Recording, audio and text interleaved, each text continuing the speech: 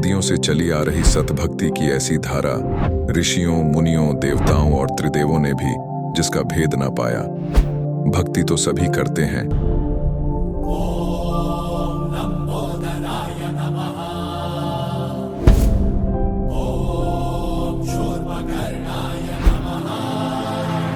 और हरदम यह सोच रहती है कि रहने के लिए आलीशान घर हो, घूमने के लिए बड़े बड़े पार्क हो, खाने पीने के लिए स्वादिष्ट भोजन हो, हम कभी बीमार ना हो, कभी दुखी ना हो और कभी भी ना मरे।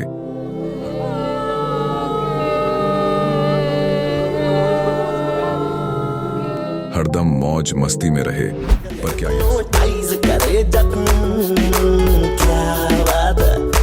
पर क्या यह संभव है? हम सब इतनी भक्ति करते हैं, व्रत करते हैं, श्राद्ध निकालते हैं, कावड़ लेकर आते हैं,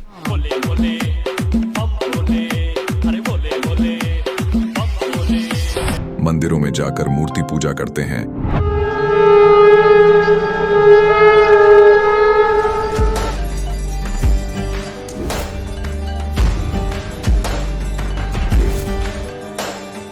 भानुकोटिभास्वरं भवाब्धितारकं परं नीलकण्ठमीप्सितार्थदायकं त्रिलोचनं कालकालमम्बुजाशमक्षशूलमक्षरम्। चर्च में जाकर प्रेयर करते हैं,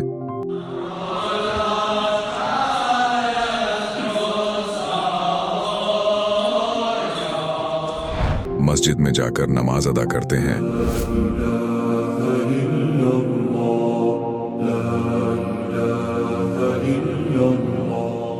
अल्लाहु अकबर कबीरा, और गुरुद्वारों में जाकर माथा टेकते हैं,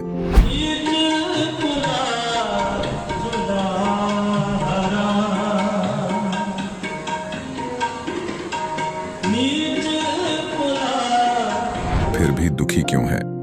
लेकिन क्या आप जानते हैं वो कौन सी भक्ति है? वो भक्ति जिसने मीरा को जहर से बचा लिया, ध्रुव और प्रहलाद की रक्षा की, अंधे को आंखें और बहरे को कान दिए, कोढ़ी को काया दी, दुखियों को सुखी जीवन दिया, मरने वाले को जीवन दान दिया और लाइलाज बीमारियों को दूर किया। जब संत रामपाल जी महाराज जी से दीक्षा ले ली थी, उसके बाद जब उनका कुछ विद इन मंथ कैंसर में राहत मिली। जैसे हम लोग परमात्मा का आदेश आया, हम लोग हॉस्पिटल गए और ऑपरेशन कराया। भगत जी 1 रुपया का भी दवाई माता जी को खाना नहीं पड़ा, और जो डॉक्टर कैंसर है बताते थे, वही डॉक्टर के मुख से हमने ये सुना भगत जी कि ये चमत्कार कैसे हो गया। तो हॉस्पिटल में दिखाया तो कैंसर घोषित कर दिया डॉक्टर ने यहाँ। तो फिर इसके इलाज के लिए घूमे, इलाज भी नहीं हुआ, तो फिर घर पे थक के बैठ गए। कैंसर के लिए जिंदल हॉस्पिटल में रहा, उसके बाद सपड़ा हॉस्पिटल में रहा, उसके बाद जयपुर को दिखाया, उसमें कोई इलाज नहीं हुआ। संत रामपाल जी महाराज जी ने चरणामृत प्रसाद दिया और आशीर्वाद दिया और भक्ति ज्ञान दिया, और उसके बाद मैं तंदुरुस्त हूँ। हर दिन में अपना सब कुछ खाता हूँ, मुझे कोई समस्या नहीं। मेरे को बीमारी ये थी सर कि ब्लड ट्यूब में मेरे को एक प्रकार का पस आ गया था और इन्फेक्शन हो गया था। उस इन्फेक्शन को डॉक्टर लोग वो कह रहे थे कि इसमें आपको ऑपरेशन करना पड़ेगा। आश्रम पहुंचने में परमात्मा का नामदान लिया और जो उन्होंने मुझे उपदेश दिया, उस उपदेश देने के बाद उन्होंने आशीर्वाद दिया। आशीर्वाद देने के बाद तत्क्षण में मेरा ये रोग वहीं के वहीं दर्द बिल्कुल ठीक हो गया। भक्ति सभी करते हैं, लेकिन उपरोक्त लाभ सिर्फ सतभक्ति से ही प्राप्त होते हैं। आज भी सतभक्ति करने वाले हजारों लाखों लोगों को शास्त्र अनुसार भक्ति का अद्भुत अनुभव प्राप्त हो रहा है। आइए जानते हैं ऐसे ही लाखों श्रद्धालुओं में से एक सतभक्ति करने वाले इस श्रद्धालु का अनुभव। नमस्कार सर। नमस्कार सर। सर क्या नाम है आपका? राम नारायण भारद्वाज। राम नारायण जी, आप कहाँ से हैं? जांजगीर चांपा, छत्तीसगढ़ से। राम नारायण जी, संत रामपाल जी महाराज से नाम दीक्षा आपने कब ली? 17/4/2021 को। सर, संत रामपाल जी महाराज से नाम दीक्षा लेने से पहले क्या आप कोई भक्ति साधना भी करते थे? शंकर भगवान का भक्ति करता था और बाल में जटा लट हो गया था बचपन से, और कुछ बोलता था वो हो जाता था। और माँ के साथ जैसे सोते थे तो 3-4 बजे के बीच में उठा के कहीं ले जाते थे कोना में, और सांप बिच्छी है और कई प्रकार का जैसे कि जीव जंतु के साथ खेलता था। और उसके बाद सुबह होते ही वो चला जाता था सर। और उसके बाद गांव में बोलने लगा कुछ भाभी का रिश्ता है कि और अगल बगल के लोग हैं, वो कुछ कुछ पूछने लगा तो उसको बताने लगा हम, जैसे कि बच्चा क्या है, पेट में क्या बच्चा है, तो बता देते थे कभी लड़का है ऐसे करके। और फूंक झाड़ कराने आ जाता था सर, तो फूंक झाड़ कर देते थे इसी शंकर भगवान के नाम से, वो ठीक हो जाता था सर। प्रेत बाधा है, किसी को है ना भूत प्रेत पकड़ता था, और फूंकने के लिए हमको बुलाता था, वो चले जाते थे और ठीक हो जाता था। जैसे कि आपने बताया कि आप लोगों के ही दुख दूर करते थे, तो फिर क्या कारण बना कि आप संत रामपाल जी महाराज जी के शरण में आए? संत रामपाल जी के महाराज के शरण में इसलिए आए कि हमको तकलीफ़ था सर, बवासीर का प्रॉब्लम था, 10 साल हो गया था और ठीक नहीं हो रहा था। और काम करते करते अपना पेमेंट ठीक बढ़ नहीं रहा था। 12,000 की नौकरी कर रहा था कंपनी में और बढ़ नहीं रहा था, 7 साल हो गया था। संत रामपाल जी महाराज की शरण में आने के बाद हमको बहुत ही लाभ हुआ सर। 1 महीना के अंदर में हमारा पेमेंट डबल हो गया सर। मैं 10-12 हज़ार का नौकरी करता था, 21,000 हो दे रहा है सर। और उसके बाद जैसे कोरोना काल में अपना स्थिति ख़राब हो गया था, तो संत रामपाल जी महाराज के शरण में आने के बाद हमको कोरोना काल में जो कोरोना घोषित कर दिया था सर, वो भी ठीक हुआ है सर। और शरीर में बवासीर का प्रॉब्लम था, वो ठीक हो गया, पेमेंट बढ़ गया। अपना शादी होने के बाद अपना बच्चा नहीं हो रहा था सर 2 साल से। उसके बाद गुरु दीक्षा लेने के बाद अपना बच्चा हो गया सर। संत रामपाल जी महाराज से प्रार्थना लगाए थे बच्चा के लिए सर, तो 2 साल हो गया था, हुआ नहीं था। उसके बाद आदेश आया कि दया करेंगे मालिक, भक्ति करते रहना। तो दूसरे हो गया फिर सर, प्रेग्नेंट हो गया दूसरे महीने से। फिर आश्रम गए थे, आश्रम से आके अपना उसके बाद प्रेग्नेंट होने के बाद उसको इलाज भी करवाए सर। देखे तो चेक करने के बाद मैडम यहाँ धरसीवा में ब्लड नहीं है, 5 ग्राम है करके बोल दिया सर। इसको 2 बाटल ब्लड चढ़ाओ जाओ मेकाहारा में करके बोल दिया। अब हम ड्यूटी से आए तो बोल रहा है कि हमको ब्लड चढ़ाने के लिए बोल रहा है। घबराहट हो गया हमारे पत्नी को। हम बोले कि कैसे सर दर्द कर रहा है, क्या हो रहा है, समस्या आ रहा है क्या?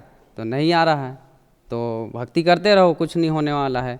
मालिक के शरण में, संत रामपाल जी महाराज के शरण में है और भक्ति साधना कर रहे हैं, तो बहुतों को ठीक किया है, तो हमको ठीक नहीं करेगा, ऐसे करके बोल दिए सर। और ब्लड नहीं चढ़वाएं। और उसके बाद दोबारा मैडम चेक करने के लिए गए हॉस्पिटल में, ब्लड चेक कराएं, तो मैडम बोल रहे थे ब्लड चेक करने से पहले उनको डांट रहे थे, ब्लड काहे नहीं 2 बाटल चढ़ाना है, ब्लड क्यों नहीं चढ़ाए करके उनको डांट रहे थे सर। तो रिपोर्ट में आया सर 10 ग्राम 10.5 ग्राम आ गया सर ब्लड का। 2 बाटल जो चढ़ाने के लिए बोला था वो नॉर्मल हो गया सर रिपोर्ट में, ऑटोमेटिक। तो ये भी लाभ हुआ सर मालिक के, अपना संत रामपाल जी महाराज के शरण में रहते हुए कोई समस्या नहीं हुआ सर। सर जैसे कि बहुत सारे लोग नशा करते हैं, तो क्या आप भी नशा करते थे? हाँ सर, करता था सर, मैं भी करता था। बीड़ी, सिगरेट, तंबाकू, दारू, ये सब करता था पहले सर। जानकारी नहीं था। संत रामपाल जी महाराज के शरण में आने के बाद सब ज्ञान हो गया सर कि नशा करने से क्या होता है, क्या हानि होता है। उसके बाद अपना सब को छोड़ दिया सर, नशा पानी सब। संत रामपाल जी महाराज से नाम दीक्षा लेने के बाद सब नशा, मांस मदिरा सब छूट गया। और उसके बाद हमारे बड़ा भाई का, सबसे पहले तो हमारा बड़ा भाई नाम उपदेश लिया था सर। वो नशा पानी करता था, जुआ खेलता था और काम ढंग से लगता नहीं था सर। लोहा घर में कहीं पड़ा है, उसको कबाड़ी में बेच के दारू पी लेता था। संत रामपाल जी महाराज से नाम दीक्षा लिया था। नाम दीक्षा लेने के बाद उनको अच्छा से बालको में नौकरी कर रहा है। अभी बालको एम्प्लॉय हो गया सर, इलेक्ट्रीशियन का ड्यूटी कर रहा है। और ड्यूटी करते करते उनको ना प्लांट में 16,000 वाट का करंट लग गया था सर उनको। तो करंट लगने के बाद नाम जाप कर रहा था संत रामपाल जी महाराज का, और उसको जीवन दान मिला है सर। संत रामपाल जी महाराज जीवन दान दिया है हमारे बड़ा भाई को।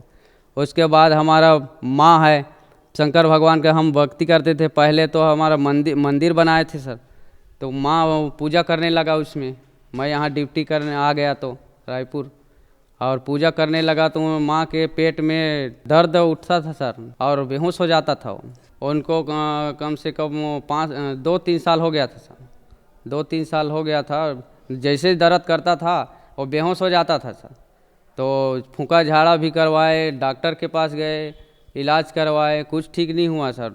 हमारा बड़ा भाई बोला फिर फ़ोन करके कि संत रामपाल जी महाराज के जांजगीर चांपा में नामदान केंद्र है, और जाइए वहाँ पे गुरु दीक्षा दिलाओ और भक्ति करो। तो नानी भी हमारा तंबाकू खाती थी सर, तो नानी और माँ को एक साथ ले गए थे गुरु दीक्षा संत रामपाल जी महाराज से नाम उपदेश दिलाए, और उनके बाद उनका जो दर्द है वो कोई गायब हो गया सर। नाम दीक्षा लिए हैं तब से कुछ परेशानी नहीं है सर उनके शरीर में। माँ का, नानी भी तंबाकू खाती थी, वो भी ठीक हो गया सर। और उसके बाद हमको जब समस्या आया तो बवासीर का प्रॉब्लम था सर, 10 साल हो गया था। 2010 से 2021 तक था सर।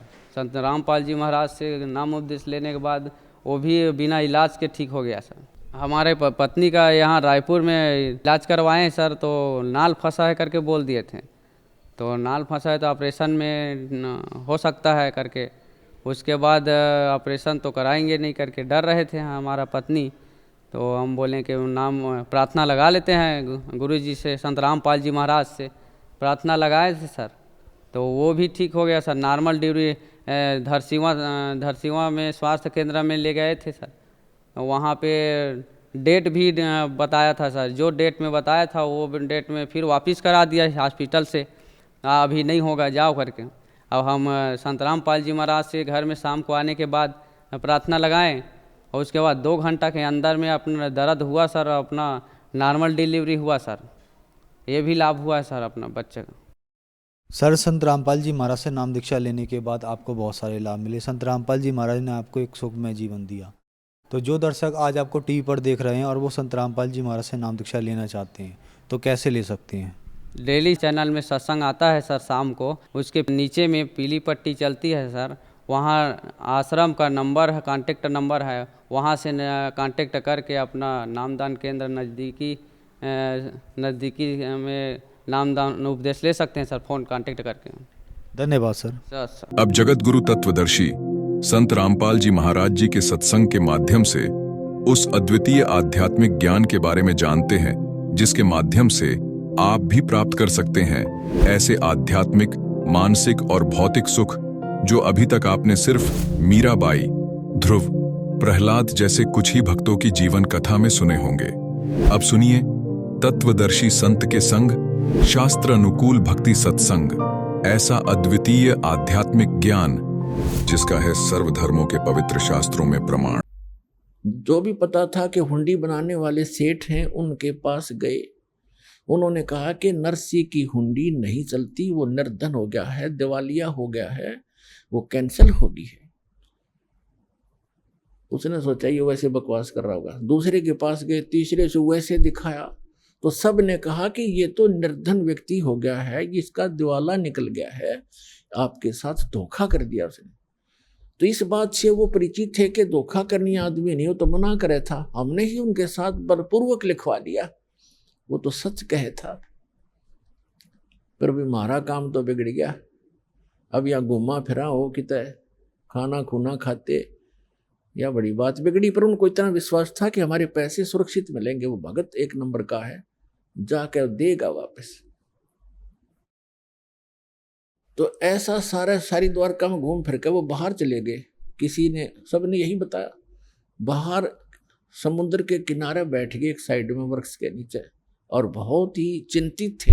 अब केवनी भाई, उधर से नरसी जी ने क्या किया, वो 500 रुपये का खाने पीने की सामग्री मंगा के, आज तो 5 लाख के करीब है वो 500 रुपये, और मंगवा कर सारा चावल, घी, दूध, खीर बना के, लड्डू जलेबी बना के उनका भंडारा कर दिया, साधु संत बुला के, रोटी राटी बना के। अब क्या हुआ कि नरसिंह जी ने देखा, भगवान से अर्ज लगाई, ध्यान मग्न हुए कि तो परमात्मा पहुंचे कि नहीं हुंडी लेकर साधुओं के पास? तो उन्हें क्या देखा, साधु ऐसे ही बैठे हैं, पहुंचे नहीं भगवान, और बहुत पश्चाताप कर रहे हैं, दुखी हो रहे हैं। तब उसने, नरसिंह ने अपनी पत्नी से पूछा कि जो 500 रुपये थे साधुओं के, उसमें से जो सामान मंगाया था कुछ बचा है क्या घर पे? उसने बताया कि जो रोटी बनाने के लिए सूखा आटा अलग रखते हैं, हमारे यहाँ पलोथन कहते हैं उसको, पलोथन, और उसमें लोई को लगाकर फिर ऐसे पोते थे, ऐसे रोटी बनाते थे, वो हाथ के ना चपता आटा, इसलिए वो थोड़ा सा आटा स्पेयर रह गया था, तो उसको पलोथन कहते हैं। नरसिंह की पत्नी ने देखा, उसने बताया कि ये थोड़ा सा आटा बचा है जो मैंने पलोथन के लिए रखा था, रोटी पोते समय ऐसे हाथ लगाया करती थी। नरसिंह जी ने कहा कि इसका पानी का हाथ लगा के इन चारों की रोटी बना दे। उसने चारों रोटी बना के चूल्हे पर सेक सा के रख ली। इतने में परमात्मा पहुंच गए एक साथ रूप बना के, और कहने लगे, भाई भगत भूख लगी है और कुछ भोजन दे। तुरंत लिया चारों रोटी ठा के, अगले महाराज भोजन खा लो। अब वहां भोजन भोग लगाया भगवान ने, और वहां सांवल शाह नाम का एक सेठ बन गए, और जैसे वो मारवाड़ी सेठ होते हैं ना, बड़ी बड़ा साफा दोहरी धोती, कान में कलम टांग रखी, पेन और काख में बही, और पहुंच गया वहां पर साधुओं के पास। और परमात्मा ने कहा कि अक्षमा करना महात्माओं, कुछ आने में देरी होगी मुझे, मैं सांवल शाह हूँ, सांवरिया सेठ हूँ, और नरसिंह जी ने जो हुंडी भेजी थी, आप मुझे वो कागज दो। वो कागज दिया और कहा, आ जाओ, तुम्हें ये पैसे दूंगा। चांदी के सिक्के चला करते। वहां उस द्वारका के मेन बाजार में चौराहे पर कहा, यहाँ चद्दर बिछा लो। जो मजाक कर रहे थे ना, वो द्वारका के सेठ उस भगत की मजाक कर रहे थे, भगत का खिल्ली उड़ा रहे थे। उनका मुंह बंद करने के लिए द्वारका के बाजार के चौराहे पर कहा कि यहाँ चद्दर बिछाओ, और अपना पूरा बैग ले रहे भर के, गठड़ी वह धर ली, और वहां करें, सुन ले भाई महात्माओं, 1 2 3 आवाज लगा लगा के गिने और खड़का करें, अक्सर चारों तरफ लग गए, देखने सेठ इकट्ठे हो गए। 500 रुपये गिन दिए चांदी के, कति काचे काचे नए नए, बिल्कुल जैसे आज ही बनकर आए हों। और कहा, भाई नरसिंह जी को कह दिया उसका दास हाजिर रहेगा, चाहे करोड़ हुंडी दे दे, दास आगे खड़ा पाओगा। बोलो सतगुरुदेव।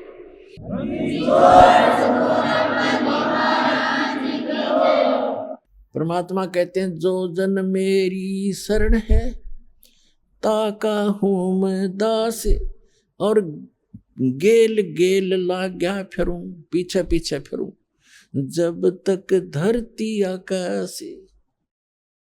जो बच्चा गऊ की नजर में, यूं साईं को संत, भक्तों के पीछे फिरे वो भक्त वत्सल भगवंत। अब फिर क्या होता है? गरीबदास साहिब जी ने परमात्मा कबीर जी के बारे में बताया है, नरसिंह जी की हुंडी दीनी, वह सांवल सा कहाया, द्योती का ब्याह भया, तब भात भरण को आया। अपने आत्माओं देखो, वैसे तो हमारी रस्म रिवाज बहुत गलत है जो हमने बना रखी थी, अब इनको हम मिनिमाइज करेंगे।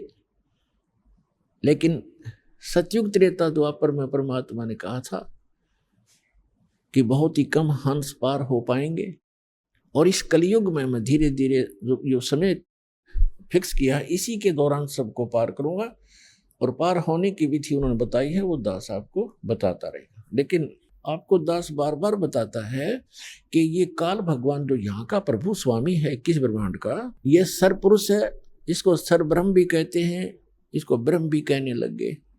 ये काल है जो स्वरूपी निरंजन है, ब्रह्मा विष्णु महेश का पिता है, दुर्गा का पति है।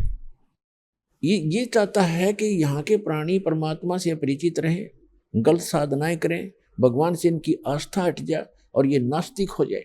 जब ये नास्तिक हो जाएंगे तो सुनेंगे नहीं भगवान के लिए, और परमात्मा ने आना था 5500 वर्ष जब बीत जाएंगे स्वयं ने आए तो दास भेज दिया वो ज्ञान कराने के लिए। तो इससे पहले उसकी नीति ये थी कि सबको ऐसा नास्तिक बना दूं ये भगवान से दूर हट जाए। और परमात्मा ये चाहते हैं कि इनमें इस कलयुग की पिछली पीढ़ी तक परमात्मा की आस्था चाह बनी रहे। आज तक हम देखो नरसिंह जी जैसे महापुरुष के उदाहरण आज तक गुणगान करते आए जितने भी प्रचारक थे, और जिस कारण से हमारी आस्था बनी रही कि भगवान ऐसा करता ही करता है।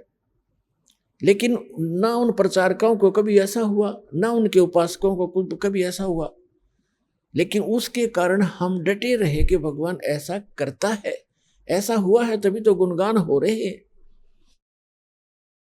अब क्या हुआ कि एक दिन उसकी लड़की का विवाह, लड़की ब्याह रखी थी, विवाह कर रखा था उसका, लड़की जवान होगी, उसका विवाह हुआ।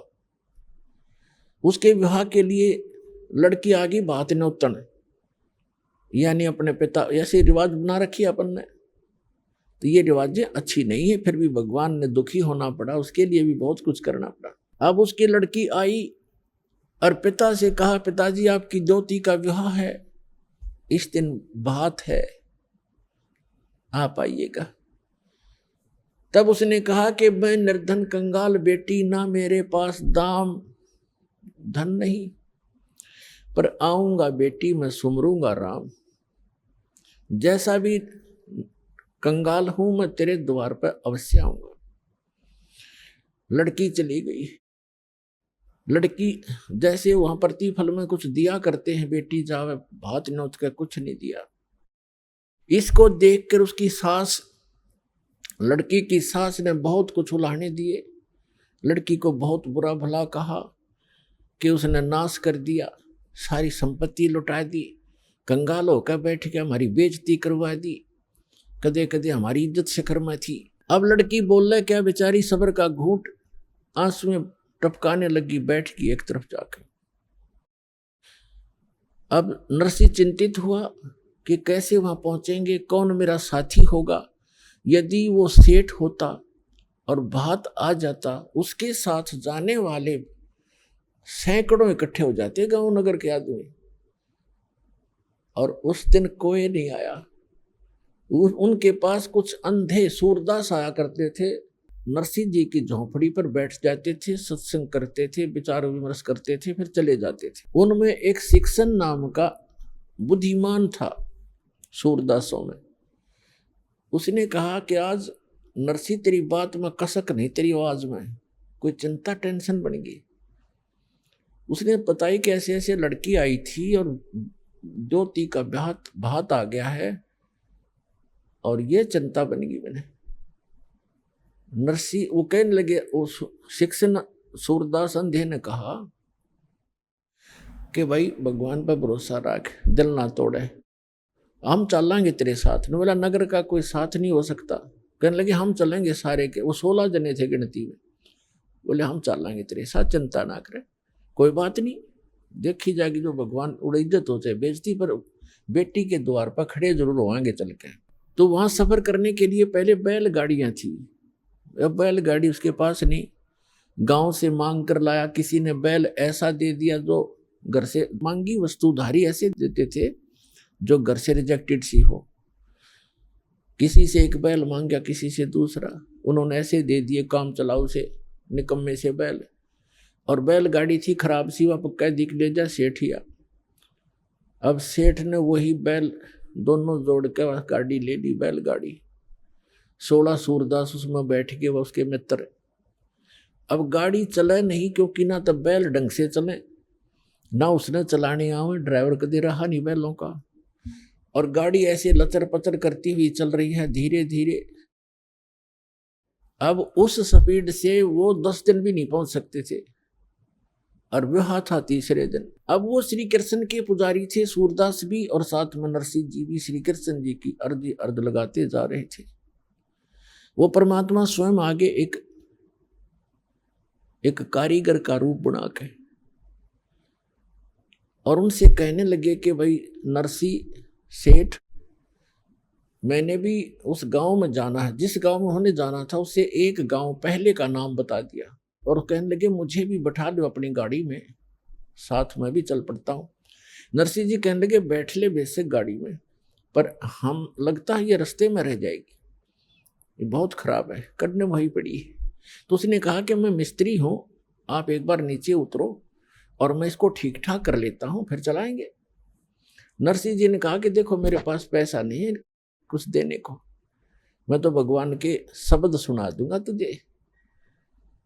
तो कारीगर रूप में भगवान बोले कोई बात ना, मैं कुछ नहीं लूंगा आपसे, मैं आपके साथ बैठकर भी तो चलूंगा। अच्छा फिर ठीक है। तो पुण्यात्माओं, ये जितने आज तक प्रचारक हुए उन्होंने श्री कृष्ण जी को सुप्रीम पावर मान के और नरसिंह जी को उसका भगत जान के उनका एक महिमा का शब्द बना रखा है, वो सुनाता हूं आपको। लेकिन सच्चाई जो है वो दास आपको बताएगा। अब उन्होंने कैसे बताया है, अपनी देसी लैंग्वेज में, हरियाणवी लैंग्वेज में बना रखा है। गाड़ी आले मन बैठा ले, एक बहो गाड़ी थाम भाई मैं हार लिया। गाड़ी आले मन बैठा ले, एक बहो गाड़ी थाम भाई मैं हार लिया। अब परमात्मा खड़े हैं एक कारीगर के रूप में, सारे इंस्ट्रूमेंट औजार ले रखे, उपकरण आरी भी ऐसे काटने पीटने की बसोली सारे ले रखे हैं। और क्या कहते हैं, गाड़ी आले मन बैठा ले, एक बहो गाड़ी थाम भाई मैं हार लिया। नरसिंह जी जब न्यों बोले, या गाड़ी मेरी पुरानी है, प्रभु जी फिर न्यों बोले, भाई के मेरे त छानी है। प्रभु जी फिर न्यों बोले, क्या मेरे त छानी है। नाम कृष्णम जात का खाती, ये जानू सारा काम भाई मैं हार लिया। गाड़ी आले मन बैठा ले, एक बहो गाड़ी थाम भाई मैं हार लिया। प्रभु जी फिर लगे समारण, ले हाथ में आरी जी। नरसिंह जी की वह टूटी गाड़ी, अरने आप समारी जी।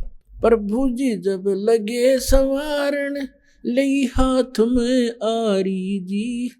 नरसिंह जी की वह टूटी गाड़ी, अरने आप समारी जी। नरसिंह बोला मैं शब्द सुना दूं, ना देने को दाम भाई मैं हार लिया।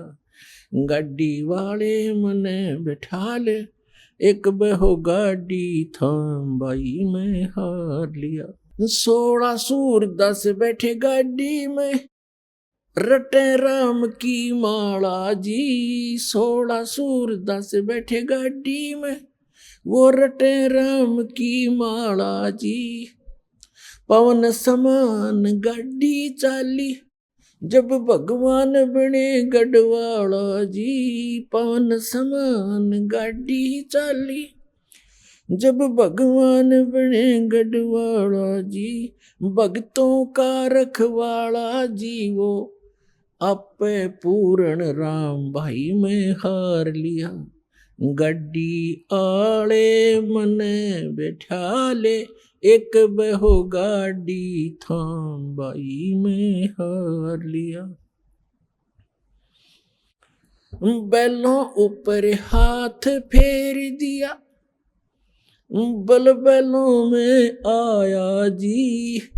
बैलों ऊपर हाथ फेर दिया, बल बैलों में आया जी। कई रोज का पंथ विकट था, पल माहे पहुंचाया जी।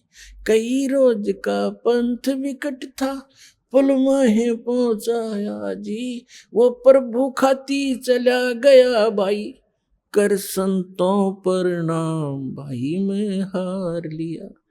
गाड़ी आले मने बिठा ले, एक बहो गाड़ी थाम भाई मैं हार लिया। कृष्ण तो रथवान बने, ये कबीर बने रखवाला जी। कृष्ण तो रथवान बने, कबीर बने रखवाला जी। जो सतगुरु के शरणा आगे, वो भगत जीत गए पाला जी। जो सतगुरु की शरण आगे, वो भगत जीत गए पाला जी। संत करे नहीं टाला जी, परमेश्वर करे नहीं टाला जी। वो सारे सबके काम भाई मैं हार लिया। गाड़ी आले मने बैठा ले, एक बहु गाड़ी थाम भाई मैं हार लिया। अपना तो इन कथाओं से हमने शिक्षा लेनी है, क्योंकि पहले तो हम बालक थे। हमने कोई कह देता कि ये आसमान बहुत निकट था, दादी अम्मा ने एक सितारा तोड़कर और ऐसे ऐसे कर दिया इसलिए दूर भाग गया, तो हम सारी मान लेते थे ऐसे होगा। अब हम ये बातें नहीं सुनेंगे किसी की कि श्री कृष्ण जी ने ऐसा कर दिया, फलाने ने ऐसा कर दिया। गीता अध्याय नंबर 15 के श्लोक नंबर 17 में स्पष्ट किया है कि उत्तम पुरुष तु अन्य परमात्मा जी उदाहरते, यह लोक धर्म अवश्य विवर्ती अवैश्वर है। जो सबका धारण पोषण करता है, सबकी केयर टेक करता है, तीनों लोकों में सबका वही एक ही मालिक है। वही सब अपने भगत से पहले पुण्य करवाता है, फिर उसके आधार से अब स्वयं ही उसकी मदद करता है। तो कहने का बात यह है कि नरसिंह जी जब न्यों बोले, नरसिंह जी ने कहा कि गाड़ी मेरी पुरानी है, कंडम है, ये चल नहीं पा रही है। तो परमात्मा ने कहा ये क्या मेरी तछानी है, अब तेरा दुख क्या मुझसे छुपा है, मुझे क्या बताना चाह रहा भक्त मुझे पता है, इसलिए मैं आया हूं। तो पुण्यात्माओं, जब हम भगवान पर आश्रित होंगे, पर हमारा इतनी हिम्मत रही कोई ना कि हम यहां तक सैक्रिफाइस कर सके, पर परमात्मा ने दूसरा तरीका अपना दिया कि तुम अपना लगे रहो, एक दिन अवश्य होगा। अब जैसे विश्वास करने के दो तरीके होते हैं, एक तो यूं मान ले कि जो सामने वाला कह रहा है यह बात सच्ची होगी,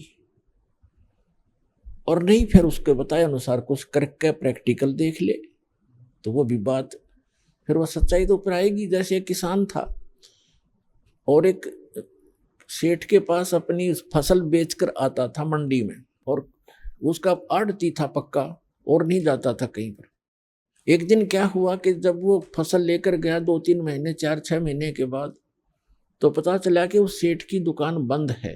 पूछने से कारण का पता चला कि उसका दिवाला निकल गया, वो अब आड़ती नहीं रहा। तो उसका मित्र भी हो गया था वो बहुत अच्छा। अब उसके पास गया, उसके कुछ पैसे भी देने थे, कुछ उधार ले जाता था उससे वो किसान। उसके घर गया सेठ के, उससे पूछा सेठ जी क्या बनेगी, भाई बहुत बुरा हाल हो गया, मेरा तो घाटा लग गया एक बिजनेस में बहुत गना, और मेरा दिवाला निकल गया, रोजी रोटी को भी दूभर हो गए, कुछ रास्ता बता मेरे को मित्र। अब किसान को तो अपने ही प्रोसेस का पता था, प्रोसीजर का। कहने लगा भी मैं तो अपना खेती बाड़ी के बारे में बता सकता हूँ और तेरी मदद कर दूंगा जितना मेरे से हो सकेगी। आप वहाँ खेती कर लो, हमारे गांव में चलो, आपको कुछ ठेके पर, कुछ में अपनी जमीन बहुत है वैसे दे दूंगा, और आप उसमें बोलो, बीज भी उधारा दिवा दूंगा, उसको जमीन को बहाने वाले व्यक्तियों को भी रोक दूंगा, 2-4 महीने तेरे को पैसे नहीं लेंगे, और अपना कर लो आप फसल। उसने सोचा चल भाई ठीक है, जब ये इतना साथ दे रहा तो वो चला गया किसान के साथ। अब किसान ने बताया कि ये 10 एकड़ जमीन है, इसको पहले हल से बहा दे, इसका घास खत्म हो जाएगा। घास खड़ा था उसमें, तो उसने किसी किराए के हाली को लिया, उससे बहा दिया। अब कुछ दिनों के बाद उसमें फिर घास हो गया, तो किसान ने कहा कि इसको एक बार फिर बहा दे। उसको कई बार बहाना पड़ता है, अक्सर तरह कुछ ऐसे हैं। उसके बाद समय आने पर फिर उसमें वर्षा होगी, वर्षा होने से पर कहा कि अब इसमें बीज बो दे, गेहूं बो दे। उसने गेहूं बीज दिया या बाजरा बीज दिया। अब वो तो लाला जी था, रोजाना के 200-400 रुपये लेता था, गले में तो उठाता था। हर वहाँ चवन्नी नहीं आ रही, रोज खर्च ही खर्च हो रहा है, और डेली लिख रहा है भाई वाले ने लिए 5 रुपये, दूसरी बार लिए 5 रुपये, तीसरी बार लिए 5, 15 रुपये तो खर्च हो लिए उसके। और अन इनकम अभी कोई आशा नहीं। जब उसने गेहूं बीजे, गेहूं का भी हिसाब ला लिया, बीज 50 रुपये का बीज गेहूं का, वो भी लिख लिया। उधार थे, देने तो थे ही उसने सोचा बड़ी बात बिगड़ी भाई, आता कुछ नहीं, जा ही रहा है। फिर देखा वो गेहूं बोने के बाद क्या देखा, खेत में सारे में घास उग गया। उसको पता था नहीं प्रोसेस का। वो सारे में गेहूं उग गए थे, सारा हरा भरा हो रहा, और वो माथे बात लाए बैठा। उसने ये सोचा था इसमें फिर घास जाम गया, मित्र कहेगा इसने फिर बवा दे। तो किसान भी घूमता फिरता चला गया देखने के लिए अपने मित्र की खेती, देखूं कैसी लगी है। बहुत बढ़िया लगी थी। तो उसने पूछा भाई कैसे बैठा है सेठ जी, ऐसे क्यों चिंतित है? कहने लगा भाई मित्र, मैं तो जाऊँ अपने घर में। क्या बोला, फिर घास जाम गया, इसमें आप कहोगे फिर बवा दे, इसमें 5 रुपये फिर लगेंगे। तब वो हंसा उसका मित्र के नहीं, ऐसी बात नहीं है, अब नहीं कहूँगा बहाने के लिए, अब तो ये फसल उगी तेरे, ये फसल है, गेहूं होंगे। अब उसका ना जच्चे, क्योंकि उसको पता नहीं था कि गेहूं अभी बनेंगे कैसे, इसमें गेहूं तो मिट्टी में डाल दिए, सारे खराब हो गए। वो तो उनको देख रहा कि गेहूं तो खराब हो गए। अब कहने लगा तो विश्वास रख। उसको विश्वास यूं था कि उसका साथी भी ऐसा ही कर रहा था, अज्ञो भी ऐसे बोल रहा था, थोड़ा दिल डट रहा था, पर जचा कती नहीं थी। और जब वो परिपक्व हो गए गेहूं, 40 मन गेहूं डाले थे 1 एकड़ में, और 40 किलो, और फिर वहां निकले काफी 20-30, उसमें ऐसे होते थे 20-30 मन। तो जब वो गेहूं पक गए, उसमें बाली आली, बाली को उसने फोड़कर देखा, उसमें गेहूं थे। ओहो, तब उसको विश्वास हुआ कि सच में जो मित्र कह रहा था आज वो सारी सच्ची पाई। तो अपने आत्माओं, ऐसे ही ये जो ज्ञान है आप प्रथम बार सुन रहे हो, और इस भगवान के विषय में भी आप प्रथम बार सुन रहे हो। बहुत से, क्योंकि प्रथम समझो, जिसने अब ज्ञान लिया, यहाँ से उपदेश लिया, वो प्रथम ही समझा जाता है। तो दास जो आपको बता रहा है, दास ने भी वही काम किया है जो आपको समझा रहा हूँ, बता रहा हूँ, और फिर आपके साथियों को भी ये लाभ हुए हैं। तो आप इनको देखकर और इस ज्ञान को आधार बनाकर ये करते रहना, एक दिन विश्वास आप पे हो जाएगा। तो इस प्रकार हम जो साधना किया करते थे वो गलत करते थे। अब जैसे आजकल एक बहुत दुर्दांत घटना घटी हुई है, आत्मा रो रही है, उन अपने भाई बहनों की मृत्यु के ऊपर दुख हो रहा है। कबीर साहब कहा करते, साच कहूं तो जग माने नहीं, साच कहूं जग मारन धावे, और झूठ कही ना जाई हो। और साच को ये मानते नहीं, झूठों जगपति आई हो। इन झूठों पर विश्वास किए बैठे इन आचार्यों और शंकराचार्यों, संतों, मंडलेश्वरों, नकली ऋषियों और भय ऋषियों और संतों और सदगुरुओं पर ये गलत ज्ञान दे रहे हैं, गलत साधना बता रहे हैं। कहते हैं तीर्थ व्रत करें तरबीता, और वेद पुराण ये पढ़त है गीता। इनको ज्ञान नहीं, और ये इन तीर्थ व्रतों को जो कर रहे हैं, ये सारी शास्त्र विरुद्ध साधना है, ये अच्छी नहीं। तो अभी हम सुन रहे हैं, खबरें सुन रहे हैं, केदारनाथ नाम का एक धाम है जो हिंदुओं के लिए परम पूज्य और मोक्ष का स्थान बताया गया था इन नकलियों द्वारा। और वो श्रद्धालु जैसे ही गुरुजी बताते हैं, बच्चे तो वैसे ही करते हैं, विद्यार्थी वहां चले गए। अब वहां पर सुनने को आ रहा है कि 20,000 व्यक्ति तो मर चुके हैं। वो पुजारी वहां गए थे, भक्त। अपने आत्माओं, सबसे बड़ा हादसा है इस कलयुग का युग, जहां पर इतने भगत मर गए हों, और आसपास के वैसे बहुत से लोग भी मारे गए जो वहां रहा करते थे, वो भी पुजारी थे। तो इन धामों की स्थापना कैसे हुई? अपने आत्माओं, आज आपको एक ऐसे धाम जैसा जगन्नाथपुरी नाम का जो धाम है, उसके विषय में दास जानकारी देगा। अमरनाथ के बारे में, अमरनाथ धाम के बारे में, वैष्णो देवी के धाम के बारे में, स्थान के बारे में, तीर्थ के बारे में, और भी अन्य बहुत से ये तीर्थ कैसे बने, दास ने बहुत बार आपको समझाया है और उनको आपने सुना भी है। आज आपको बताते हैं कि वो जगन्नाथपुरी के अंदर जगन्नाथ धाम कैसे बना। क्योंकि हमें लोकवेद सुना रखा था, सारी झूठी कथा सुना रखी थी, और वो परमात्मा स्वयं आकर सच्चाई बताते हैं और अपने ऊपर सारी आप ही समझाते हमें, एक दास बन के अपने आप को एक भगत दिखा के। और क्या कहते हैं, पीछे लग गया जाऊं था मैं लोक वेद के साथ, रस्ते में सतगुरु मिले एक दीपक दे दिया हाथ। कबीर साहब कहते हैं पीछे लग गया जाऊं था मैं लोक वेद के साथ। लोक वेद माने अक्षेत्र, उस लोक में, उस स्थान में, उस देश में चल रही परंपरागत साधनाएं जो सत्य ना हो, सदग्रंथों से मेल ना खाती हो, उसको लोक वेद कहते हैं। ये दास पहले श्री कृष्ण श्री विष्णु जी का पक्का पुजारी था, इष्ट रूप में मानता था, समर्पित था। साथ में हनुमान जी का पुजारी, शंकर भगवान का पुजारी, बाबा श्याम जी का पुजारी, जो परंपरागत पूजाएं थी। और मंगलवार का व्रत 25 वर्ष रखा इस दास ने। सालासर एक धाम है चूरू जिला में, स्थान है मंदिर हनुमान जी का, वहाँ जाया करते।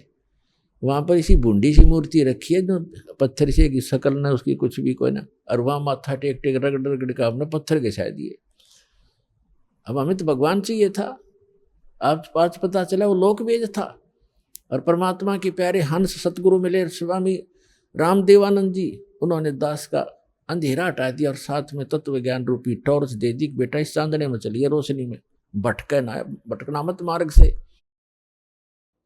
और जो घर में सुख हो रहे थे, उन साधनाओं के करते करते दास ने civil engineering, diploma in civil engineering किया, सर्विस प्राप्त की इरिगेशन डिपार्टमेंट हरियाणा के अंदर जूनियर इंजीनियर की। विवाह हुआ, 2 बेटे 2 बेटी हुई, बड़ी खुशी मनाई और ये सोचा कि ये भगवान हनुमान और ये श्री कृष्ण और ये हमें सब कुछ दे रहे हैं। अब इस तत्व ज्ञान की रोशनी से पता चला कि हमें तो अपना केवल प्रारब्ध मिल रहा था, और जिन पूजाओं को हम कर रहे थे उनको करते करते हमारे साथी वहीं के वहीं पड़े, उनका कुछ भी ना हुआ। उनको क्यों नहीं लाभ मिला? ये आज आंखें खुली, वो जो तत्व ज्ञान रूपी दीपक मिल गया। तो परमात्मा कहते हैं पीछे लग गया जाऊं था मैं लोक वेद के साथ, और रास्ते में सतगुरु मिल गए, दीपक दे दिया हाथ। ये भी परमात्मा कहते हैं तत्व ज्ञान रूपी दीपक की रोशनी में चलेंगे हम, सीधे गड्ढों में नहीं गिरेंगे, झाड़ों में झंखाड़ों में नहीं फंसेंगे, यानी अज्ञान ग्रहण नहीं करेंगे। हम तत्व ज्ञान के आधार से अपना जीवन भक्ति रूपी सफर तय करेंगे।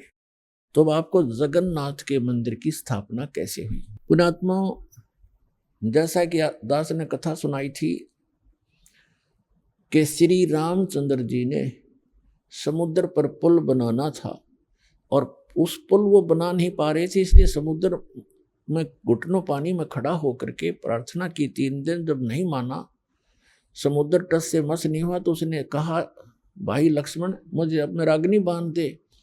और ये समुद्र इस अभिमानी रावण का संग पाकर ये अभिमानी हो गया, उसका पक्ष कर रहा है, ये रास्ता नहीं दे रहा मुझे। और उसने तीर दिखा के और उसको फूकना चाहा था अग्निबाण से। उसी समय विपर रूप धारण करके आया था और प्रार्थना करी थी कि ऐसा काम करो लाठी भी ना टूटे, सांप भी मर जा। कि आपकी सेना में नल और नील नाम के 2 सैनिक हैं, उनके हाथ में ये पावर है, उनके हाथ से पत्थर तर जाएंगे, आप ऐसा ना करो, मुझे ना फूको। फिर नल नील के हाथ में शक्ति तो थी, लेकिन उस दिन उनमें भी अभिमान छा गया था। वह परमात्मा मुनिंदर जी की द्वारा दी हुई थी, कबीर साहब की दी हुई थी शक्ति, वह क्षीण होगी। फिर उनके दुख का निवारण करने के लिए स्वयं परमात्मा आए थे, मुनिंदर रूप में प्रकट थे, ऋषि मुनिंदर रूप में।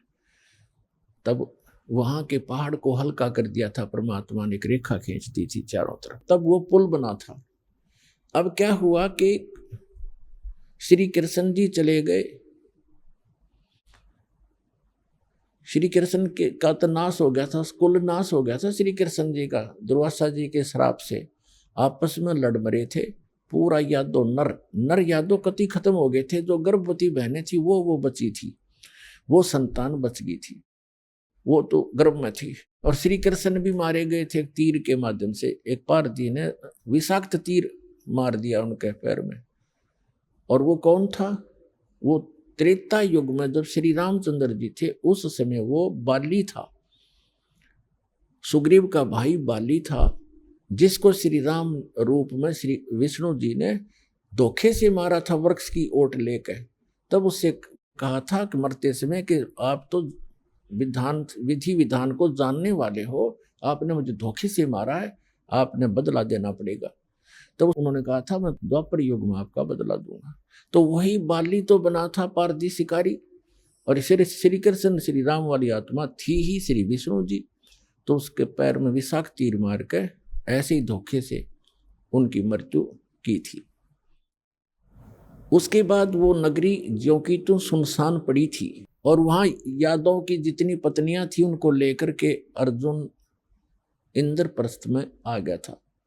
रास्ते में कुछ भीलों ने लूट ली थी, कुछ उनके गहने लूट लिए थे। वो बहुत लंबी कहानी है, ये प्रसंग दूसरा है। और एक दिन उड़ीसा में एक इंद्र दमन नाम का राजा था। वो भगवान श्री कृष्ण का पुजारी था, परम भक्त था।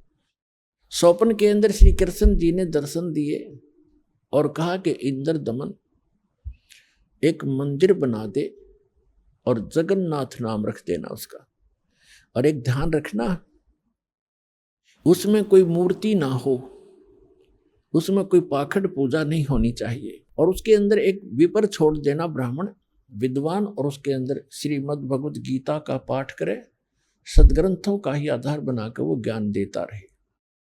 कोई पाखंड पूजा मत करना, उसमें कोई मूर्ति स्थापना मत करना। और उन्होंने खुद जाकर स्वप्न में इंद्र दमन को ले जा करके वो स्थान दिखाया जो समुद्र के किनारे पहाड़ पे था, थोड़ा सा पहाड़ी है, कि यहां बनाना। अब ऐसा कहकर श्री कृष्ण जी चले गए। इंद्र दमन सुबह उठा, उसकी खुशी का ठिकाना नहीं। अपनी पत्नी से कहा कि मुझे आज स्वप्न में परमात्मा दिखाई दिए थे। सारी कहानी बताई और कहा भगवान ने कहा कि एक मंदिर बना दे, और वो स्थान भी दिखाया मेरे को कि यहां बना दे, जगन्नाथ नाम रख देना। उसमें मूर्ति नहीं होनी चाहिए, पाखंड पूजा नहीं होनी चाहिए, कोई विपर छोड़ देना, वो कथा सुनाया करेगा। उसकी पत्नी बड़ी धार्मिक थी, वह बड़ी खुशी हुई, क्यों हो हमारे तो भाग जाग गए। अब फिर भगवान ने कह दिया तेरे पास सारा संपन्न है, सारा धन है, बहुत पैसा है, और कर दे शुरू। तो इंद्र दमन ने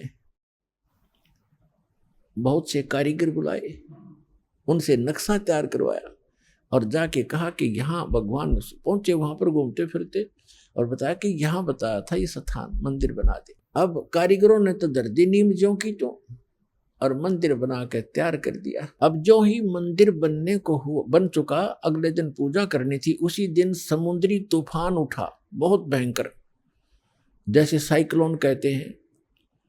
ये कई बार आता उड़ीसा के अंदर, तो बहुत तबाही मचा देता है, ढा देता है मंजिले मंदिरों, उनको मंजिलों को, मकानों को।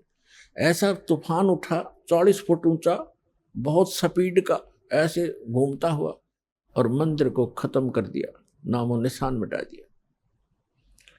दूसरी बार फिर बनाया, दूसरी बार भी ऐसे ही हो गया, ऐसी स्थिति में आती। तीसरी बार फिर बनाया, ऐसे ही। चौथी बार फिर बनाया, क्योंकि आदेश था भगवान का। अपने दुर्भाग्य को कोस रहा था कि भगवान के आदेश का मैं पालन नहीं करा। कहने का भाव ये है कि खजाने का कोस भी खत्म हो गया, और 4-5 बार समुद्र ने ऐसी ही घटना कर दी। राजा बड़ा चिंतित हुआ कि भगवान ने एक सेवा दी थी, मैं वो नीच कर नहीं पा रहा, दुष्ट हूं, दुर्भाग्य है मेरा कि मुंह दिखाऊंगा भगवान को उसके गोलोक में जाकर। उसकी पत्नी कहने लगी कि चिंता ना करे, मेरे पास मेरे गहने रखे कितने, मैं क्या करूंगी, आप इतनी चिंता करें, और भगवान के दिए हुए इनसे करते। तो उसने सारे गहने बेच के और फिर शुरू किया। मंदिर बन रहा था, इतने में गोरखनाथ जी आ गए, क्योंकि वो पहचान तो उसको सके नहीं। परमात्मा ने, कबीर जी ने बताया कि वो गोरखनाथ थे, एक सिद्ध पुरुष थे। राजा से कहा कि राजा इतना बढ़िया मंदिर बना रहे हो, उसमें मूर्ति होनी चाहिए भगवान श्री कृष्ण और उसकी बहन सुभद्रा की और बलराम की, बगैर मूर्ति के मंदिर कैसा। उन्होंने कहा, राजा ने कहा कि भगवान ने स्वप्न में मुझे मना किया था कि स्वप्न तो स्वप्न ही होता है, हमारे आदेश का पालन करो। ला कर ली। राजा डर गया, भाई देखा ये कोई दुराशीष ना दे दे साधु। तो राजा ने कहा जी जैसे आपकी इच्छा, और कहा चंदन की लकड़ी से बनवाना। क्या अच्छा जी। अब कारीगर खोजे, अब मूर्ति बनाकर तैयार करें। तैयार होते होते बिल्कुल तैयार हो जाए मूर्ति, ऐसे बिखर जा, सारी टूट जा, टुकड़े टुकड़े हो जाती। 2-3 बार ऐसे की, ऐसे टुकड़े टुकड़े होगी।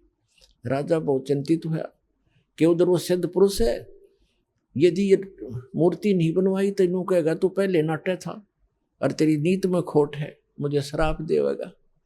राजा की नींद हराम होगी। उधर से मंदिर की चिंता, उधर से पर ये मूर्ति नहीं बन रही है। अब परमात्मा एक कारीगर का रूप बना के, वृद्ध कारीगर जैसा नरसी के पास आए थे, और वहाँ एक वृद्ध कारीगर, कति वृद्ध 86 वर्ष की आयु दिखा रहे हों जैसे लीला करे, और कहा राजन मैं बड़ा अनुभवी कारीगर हूँ और मैंने बहुत से ऐसी लकड़ी तंदन का बहुत बड़ा मास्टर हूँ, और मैंने सुना है कि यह मूर्तियाँ बन नहीं पा रही, मैं मूर्ति बना दूंगा।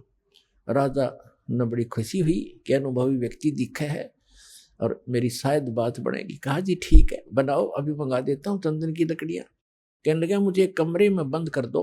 अभी आपने सुने जगत गुरु तत्वदर्शी संत रामपाल जी महाराज के मंगलमय सत्संग प्रवचन। आइए अब सुनते हैं उन भक्तों के अनुभव जिन्होंने संत रामपाल जी महाराज के प्रमाणित ज्ञान से प्रभावित होकर नाम दीक्षा लेकर अनेकों लाभ प्राप्त किए। नमस्कार जी। सत्साई जी। क्या नाम है बहन जी आपका? कमलेश। बहन जी आप कहाँ से आई हैं? पंजाब लुधियाना से। बहन जी संत रामपाल जी महाराज से नाम दीक्षा लेने से पहले क्या आप कोई भक्ति साधना भी करती थी? संत रामपाल जी महाराज से नाम लेने से पहले जो भी घर में देवी देवताओं की पूजा होती थी वही पूजा करते थे, और कट्टू श्याम की पूजा करते थे। जो परिवार वाले करते थे वही करते रहते थे। तो फिर आप संत रामपाल जी महाराज की शरण में कैसे आई? संत रामपाल जी महाराज की शरण में 99 में हमारे मामा जी के घर पे सत्संग हो रहा था। वहाँ पे हमें सत्संग सुना, परमात्मा ने एकदम सारी सृष्टि की रचना सुनाई। और जैसे कि पहले परमात्मा ने मेरे को दर्शन दे चुके थे। मैं बचपन में बीमार थी, बीमार होने के कारण मैं कहती थी परमात्मा अगर आप धरती पे हो तो मेरे को बचा लो। तब परमात्मा ने, कबीर परमात्मा के दर्शन मेरे को पहले हो चुके थे। फिर उनकी शरण में जैसे ही परमात्मा का स्वरूप देखा और सृष्टि ज्ञान सुना, वही परमात्मा मेरे को मिले। वो जो परमात्मा का स्वरूप मैंने देखा था वही परमात्मा के स्वरूप के साथ में दर्शन हुए थे। दर्शन होते ही मेरे को है ना परमात्मा ने पिछला जन्म दिखा दिया कि भाई आप मेरे भक्ति पिछले जन्म में भी करते आ रहे थे बेटा, मैं आपके लिए दुखी पा रहा हूँ कि मैं मेरे बच्चे ऐसे भटके हुए हैं और ज्ञान मार्ग देने के लिए मैं आया हूँ, आपको श्लोक ले जाने के लिए आया हूँ भक्ति दे के। तो क्या संत रामपाल जी महाराज से नाम दीक्षा लेने के बाद आपको भी कोई लाभ प्राप्त हुए? उसके बाद मेरे को लाभ बहुत ज़्यादा हुए। अब मैं बताने लग जाऊं, सुबह से शाम हो जाए इतने लाभ मिले हुए हैं मेरे को। जैसे कि पहले है मेरे को है ना बच्चा रुकता नहीं था, 2 महीने हुए, 3 महीने अबॉर्शन करवाना पड़ता था। डॉक्टरों ने जवाब दे दिया अभी बच्चादानी में प्रॉब्लम है। नाम लेने से इतने लाभ हुए, मेरे को 2 बच्चे दिए।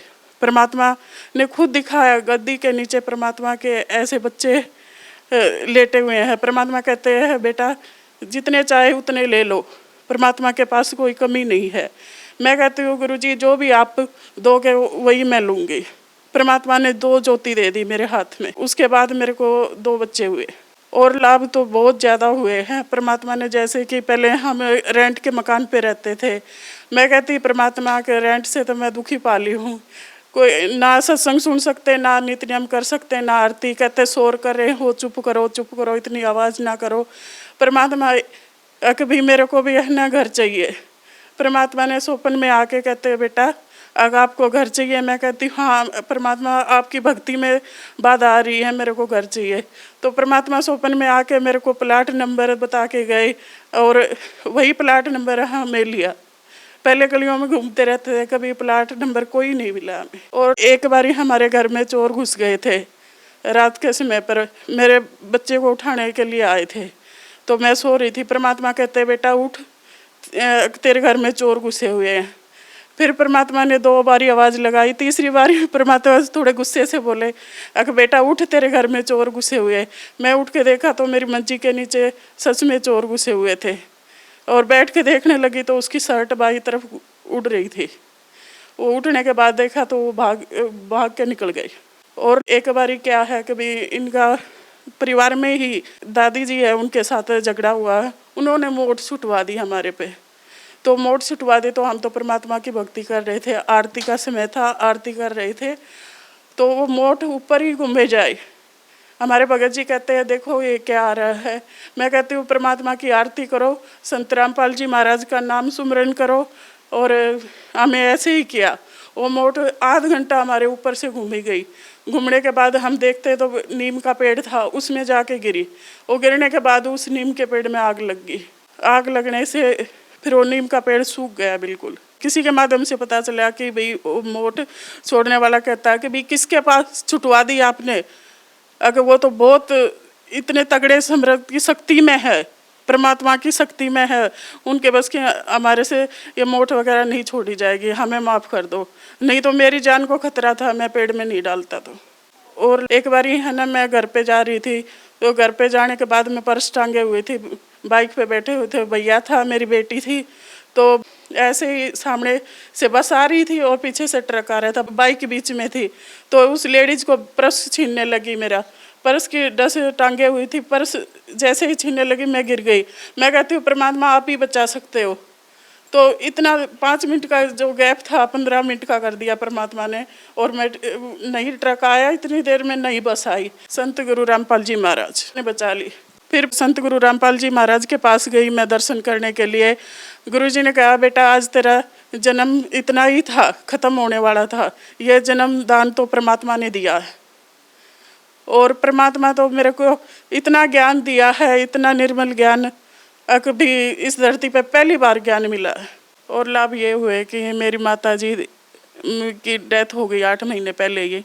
फिर वो मेरे सपने में आई। सपने में आने के बाद कहती है बेटी तो अपनी साधना में लगे रहना और अच्छी परमात्मा आए हुए हैं, इनकी शरण को छोड़ना मत, आप लगे रहना।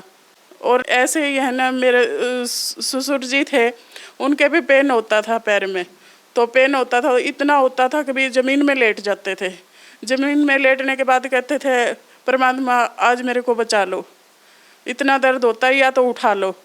फिर सत्संग सुनाते थे तो पिताजी को बोले, मैं कहा पिताजी आप नामदान ले लो, आपका दर्द ठीक हो जाएगा। कहते हैं कि भाई आपके गुरुजी को बोलो कि भाई मेरे को ठीक कर दे और फिर मैं नामदान ले लूँगा। परमात्मा ने 2 दिन में दर्द कम कर दिया और तीसरे दिन तो दर्द का पता ही नहीं चला, वो ठीक हो गए। उन्होंने नाम उपदेश कहते हैं कि विवाद में लेंगे थोड़ा, फिर उनकी डेथ हो गई थी। फिर मेरे हस्बैंड के सपने में आए, तो सपने में आने के बाद कहते हैं कि भाई बेटा आप सही जगह लगे हुए हो, इस जगह को छोड़ना नहीं।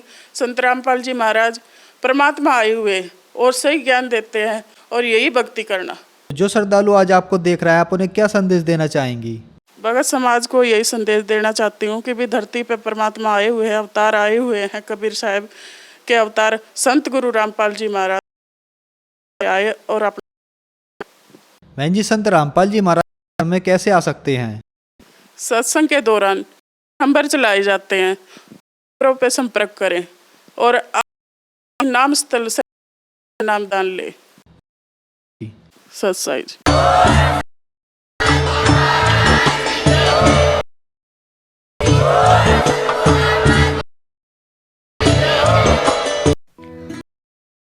जगत गुरु तत्वदर्शी संत रामपाल जी प्रवचन। अधिक जानकारी के लिए संपर्क